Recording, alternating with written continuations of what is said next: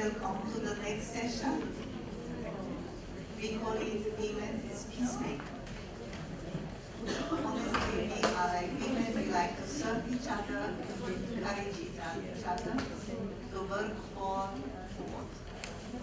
loving and sharing relationships, to listen to each other and to clean, to make nice around and to be good atmosphere and to promote understanding. We have, with family, all children are different, so we need to listen to the children. And sometimes we have family meeting to discuss even what we like to cook the next day. So everybody can be satisfied. So we had 7 days, so 5 children, so every day one child has the privilege to decide what will be cooked, and everybody need to eat.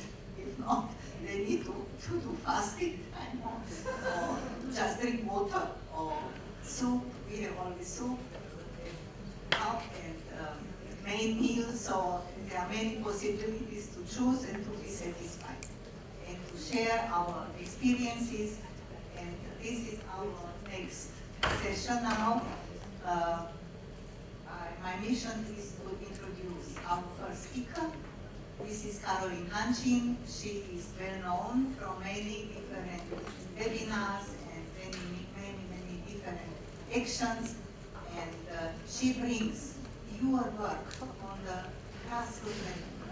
Women working in 160 countries everywhere. The Women's Federation exists, and where other women are working for understanding and for strengthening the family relationships, she can bring it to the United Nations. Nowadays we see the United Nations without without grassroots level is somehow helpless. We participated also in this constructive dialogue. They created the word constructive dialogue, and they are asking us, how are you doing? How are you doing peace in the families? And our answer is, yeah, it's up with me and it's my readiness to go and to take responsibility and even to make some simple actions, how to unite family, how to always invite, not to be tired, to invite children. Please come, share with us what reality are you confronted with. And on this way we can understand, and we can also give our advices from somehow grandparents or elderly generation from the past, and then we can make some value-oriented system. So Mrs. Carolyn Handschin is ready to give her speech. Thank you. So much, Maria. And Maria is doing the same thing at the UN office in Vienna. I don't know who said, but she is the director of the office. Can you be louder? Yeah. Because before in the back it was too loud. So, yes. So Maria is the director of the UN office in Vienna, and we're working very closely together. She's doing the same thing, representing all of you at the United Nations, which really needs our help, actually. I just came in, just so happy to be here, so happy to see you. I spent the whole last week, I spent this whole week at the UN every day from early morning till late evening, because there are many different events and programs happening. Women's Federation office in Geneva with my wonderful young assistant, Shruti. We held a youth advocacy training. We had 10 young women and 2 young men. 8 young women and 2 young men come from all over the world to participate in several of these programs that were happening at the UN and having life-changing experiences. I myself was invited to speak at an expert mechanism on the right to development on Monday. And the reason I am an expert on that issue, right to development, actually is because of the Women's Federation development programs. So as liaison from the grassroots work of Women's Federation, but not only Women's Federation, we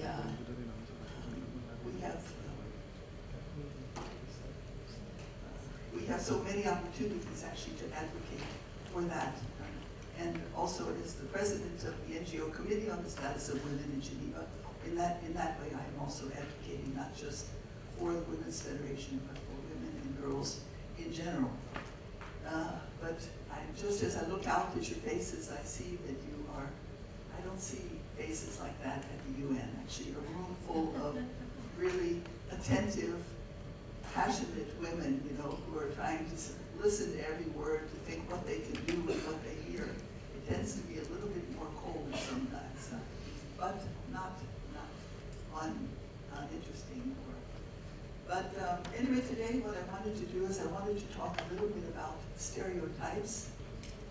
And one thing that I said in my speech, I was in this high-level panel on Monday with ambassadors, with the CEDAW representative, with several experts on right to development, whose whole lives are studying about the right to development. One thing that I wanted to say is that, one thing that I said was that,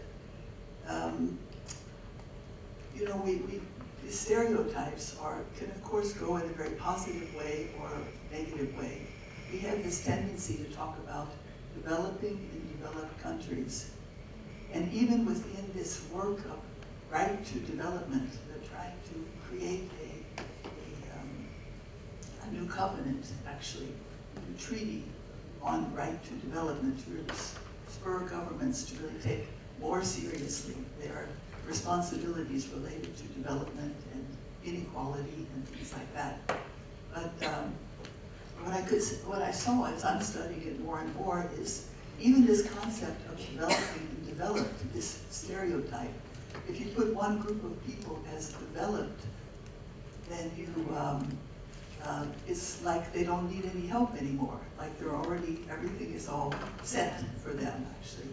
So of course, we have to break these kind of misunderstandings. One side is the needy, one side is the giving. One side is, or sometimes in a negative sense, it can be seen as one side is being forced to give, and one side is demanding. So anyway, there are many, many different things that sometimes if you come in, people need to come in from the outside, not necessarily experts by the UN standards, who can bring some new insight, actually, about maybe things that are blocking our development, blocking our opportunities to cooperate together. So, thank you. Another stereotype that actually, we had a long discussion with the young people during our advocacy research, advocacy training program, and that was about patriarchy. So I know everyone has a concept about patriarchy. And my perspective is that sometimes we use words to put things into categories that actually prevent us from really looking at them more deeply. So if we look at patriarchy and we say, and I heard it in so many speeches just this week, patriarchy is the problem. Okay, that's clear. So what can we do about that? My feeling, and I want to say, actually what I wanted to connect this all to is a curriculum that our Women's Federation for World Peace Europe and Middle East is preparing. And this is one of the chapters that I'm contributing. And this is a chapter, anyway, this is the theme, Building a World of Peace a Woman's Way, Capacity Building for Peace Leadership and Living in Peace as Global Citizens. So I will just go into a couple of slides there. So, the title of my chapter here is Familiarchy. So, patriarchy, familiarchy. So it's a new word. It was never really coined as far as I know. But it just came to my mind after I listened over and over again about this dismissal when we point to all the problems are because of patriarchy, which means men, and it kind of takes the burden away from us, actually, to solve the problems ourselves. So, and maybe just these two slides I wanted to talk about. So, and I will maybe step out here so I can read it. So what is the definition of patriarchy?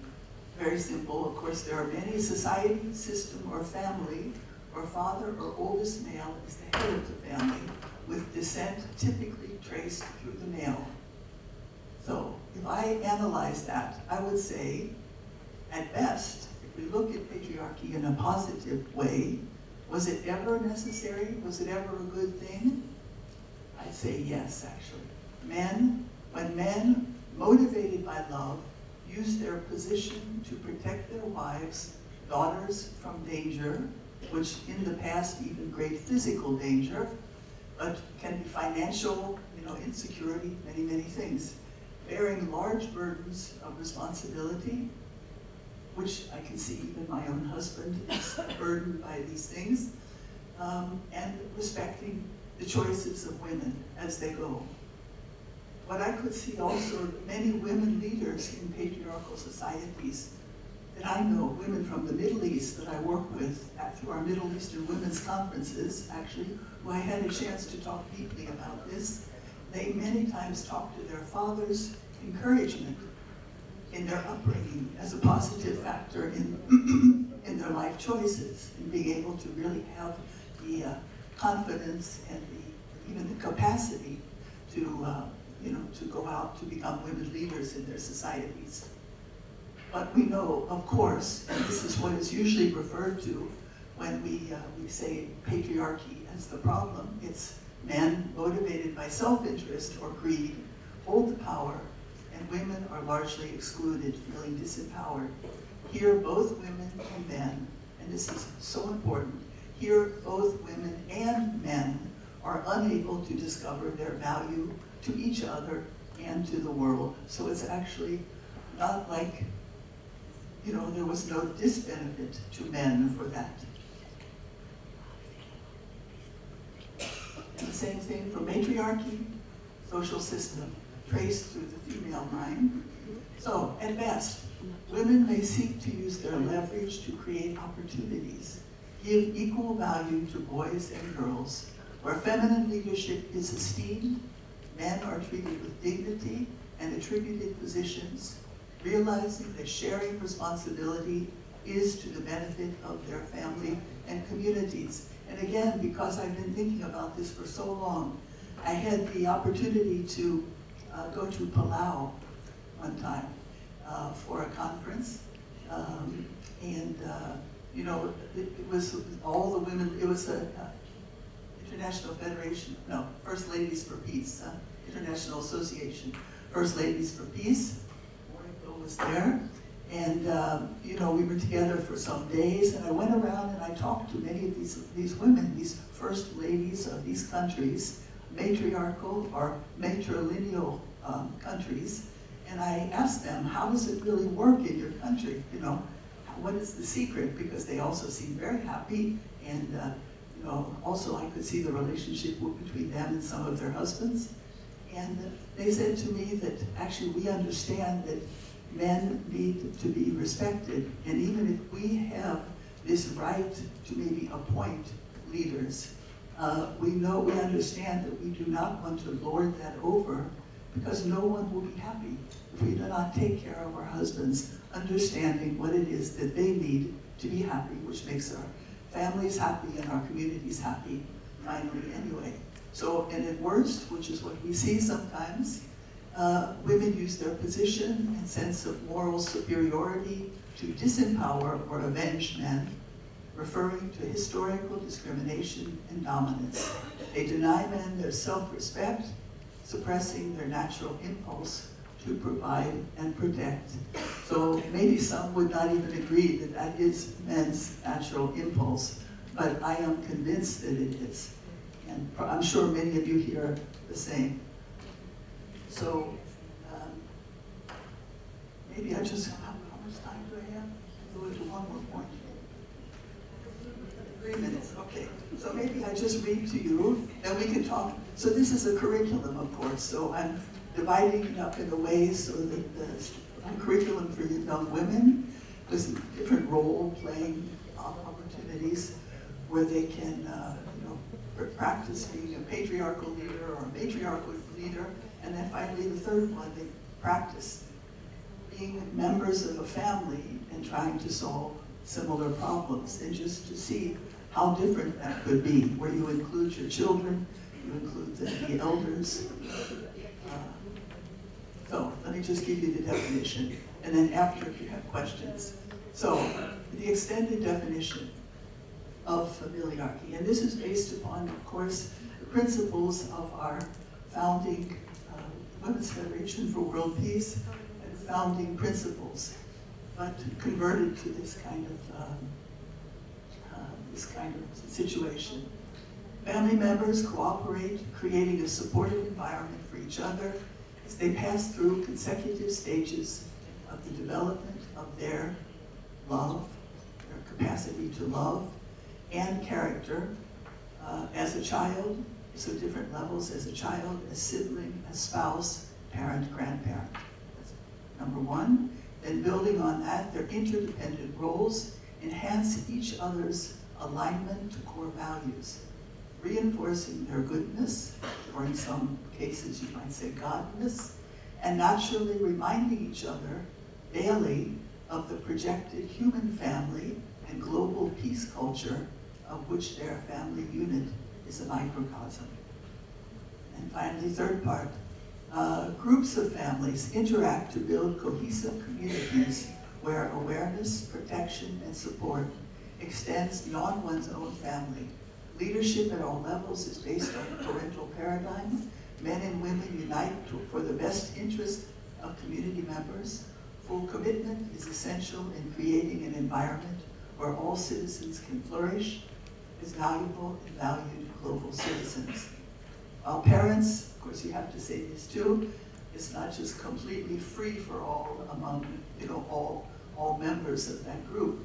Parents have paramount responsibility to love, educate, and guide their children in matters of their character development. The entire society and government are responsible to reinforce this. All public and private institutions should guide and encourage citizens, especially youth, to develop skills, talents, mindset, and behavior toward becoming participatory members of society. So anyway, of course, the curriculum continues on with many different references to different United Nations documents, the Universal Declaration of Human Rights, but basically it's meant to be a framework, a kind of alternative paradigm to offer to young women, but not only young women and men, not because there are no problems in our society. This is like what the vision, this is what we're striving for, but at least they can see what might be possible and to get young people into thinking. And as a matter of fact, when I was with this is my last sentence, last 2 or 3 sentences, is just when I was with these young people, all in their 20s, late 20s and early 30s, at our advocacy program. They'd never heard this before, but so I explained a little bit to them about that while we were together, and they were so actually excited. They were so enthusiastic because they just, especially this point about patriarchy, we just take it, okay, well, yeah, that's right, it must be right, everybody's talking about it, but actually we have to think deeper because it really makes everyone kind of, it goes to this point of toxic masculinity. And even I said in this meeting, I said, but what about toxic femininity? We have toxic femininity too. So we have to really think about these things deeper, and thank you for your attention.